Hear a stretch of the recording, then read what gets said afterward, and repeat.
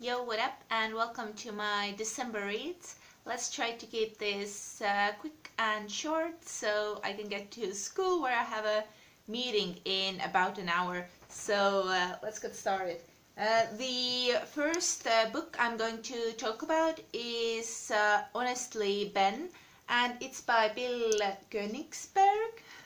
And this is the continuation of the second book in the series.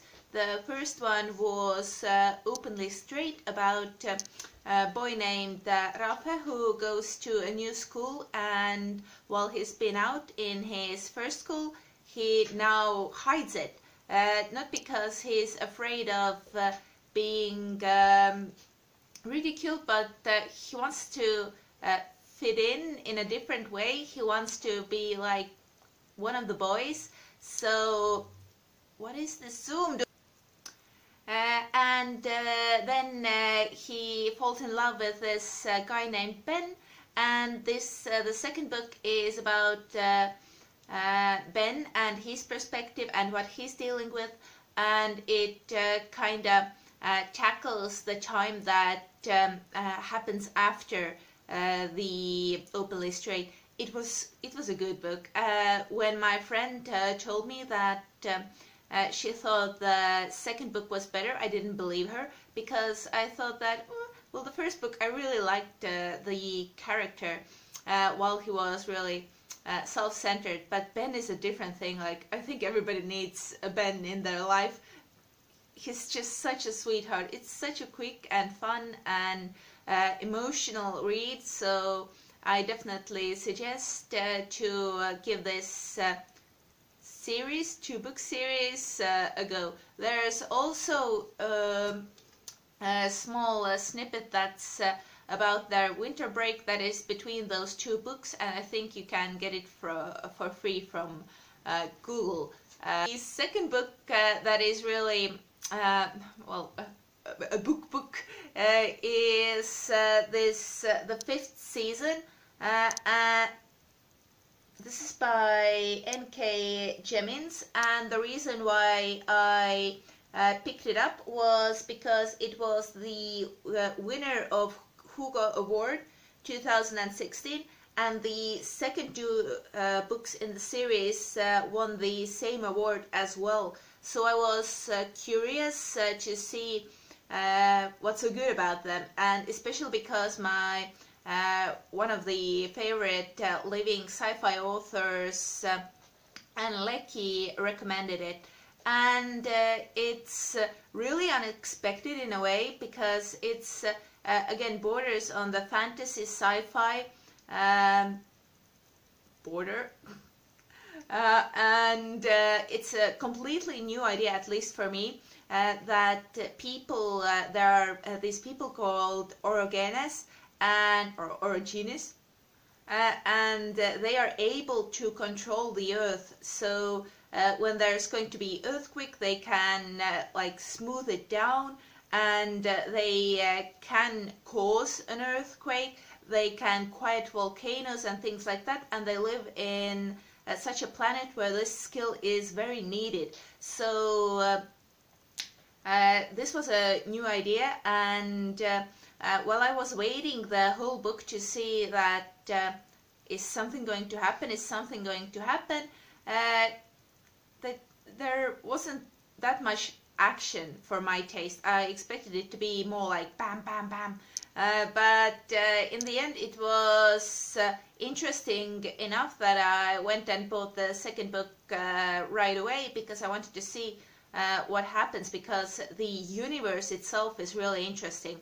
And I wanted to see how that will be developed, and the characters were quite likable as well. It's just that it wasn't maybe as action-packed as I've come to expect, but I still enjoyed it, and I think it's worth the recommendation.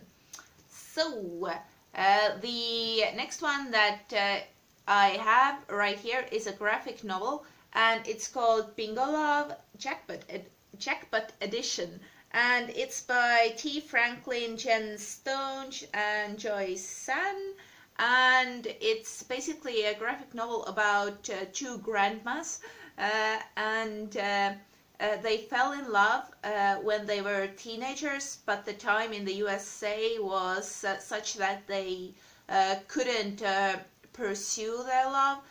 They were separated by their families, and now they meet again when they are in their 60s or at the end of their 50s, and they already have a family, they have grandchildren, and this is how they find their love again. And it's such a heartwarming story. The pictures are so beautiful, the storytelling is so good, the I don't know, it just flows so well. And this is the jackpot edition, which means that there are a lot of bonus things, so bonus covers and bonus stories written by other people that then try to expand on this topic or fill the gaps that the original authors didn't fill.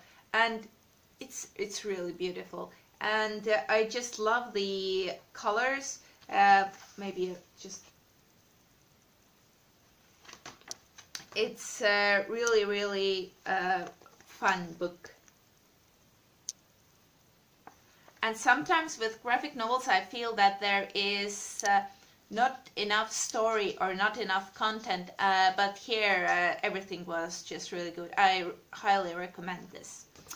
Okay, the next one is Misfit City, and this is by Smith, Lustgarten, Franquiz and Pryor, and it's a story that kind of takes the movie Gloomies from the, was it in the 80s, and then kind of switches it up, and it has an all-female cast. There are a lot of different body types, sexualities, and just different characters all around, and it's interesting, it's fun. It's not really like highbrow literature, but it's a fun adventure book, and I do believe I will pick up the second one because it's part of a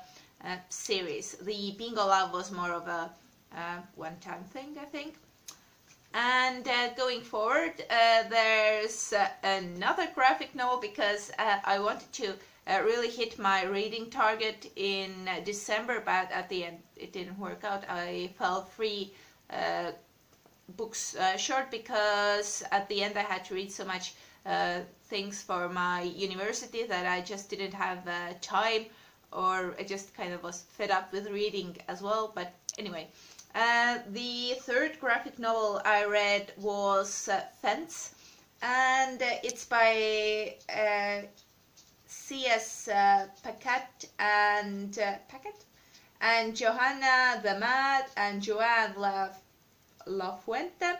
And I've read the C.S. Pacat trilogy about Captive Prince, and I followed her during the time when she was posting on LiveJournal, and I read when she got the Penguin Books deal, and again when the books came out and I read it, I saw that some of the things didn't age well. Some of the things that were okay on the internet were kind of like on or in the book, but this is more light-hearted, and this is one of the things where what I was talking about, that there's not that much of a story, and there are a lot of guys who fence and who have these rivalries and potential love interests, and it's just your general like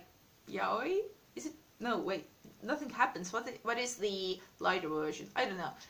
So considering how popular Yuri on Ice is, so this is kind of like I think trying to follow at these same steps. Although I don't know if the author meant it like that. But it's a sports thing. It's a guys thing.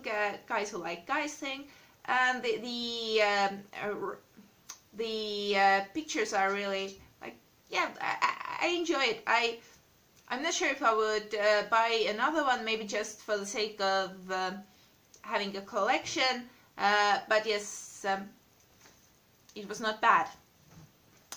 And the last one that was like falls into comic style is Super Chill by Adam Ellis, and I've been following him on Instagram for a while because he did these really fun drag race comics, and then he came out with a book, and I wanted to support him. Most of the things in here I have already seen, but it's nice to have on your shelf, and for people who visit where they can pick it up and read some of it. It's fun, and I like his humor. I like he's the character of his own comics. It's a fun book, and we're at a similar age and have similar interests, so I can relate to a lot of the things in the book. If you don't want to buy the book, just check him out at Adam Tots on Instagram, and you can see most of the comics there. And the last book I want to talk about is John Stuart Mill's About Freedom. It's quite a short book, but I wanted to pick it up because he came up when I was reading about feminism, and he's one of the white British men in the wait, which century is it? Is it 19th or 18th century? I can't really. Oh, okay, 19th century. He was writing about freedom, what the freedom means for people, and how is a person and a government, or a person and a state, what is their relationship. So a lot of the things that we take for granted and what are in our constitutions right now really derive from here, or our human rights derive from not from here, but they have been influenced by his thoughts. And he was one of the people at that time who was talking more about women's rights, or women's autonomy, and the autonomy in the marriage. So you read it and you go like, yeah, that's true, but you have to put it in the context that when he was writing it almost 200 years ago, the things were different. So it's so short. Pick it up, read it. You'll get some things that you agree with, you'll get some things that you don't agree with, but mostly it's just good to see the thought that went behind creating these situations, or these conditions that we now have. Okay, that's it. Those are the books I read in December. Lots of graphic novels, some fun things, and one of my goals for the new year is to read more history again. I hope I can manage it, and hope you liked it. Okay, thank you for watching, and hope you have a great January. Bye!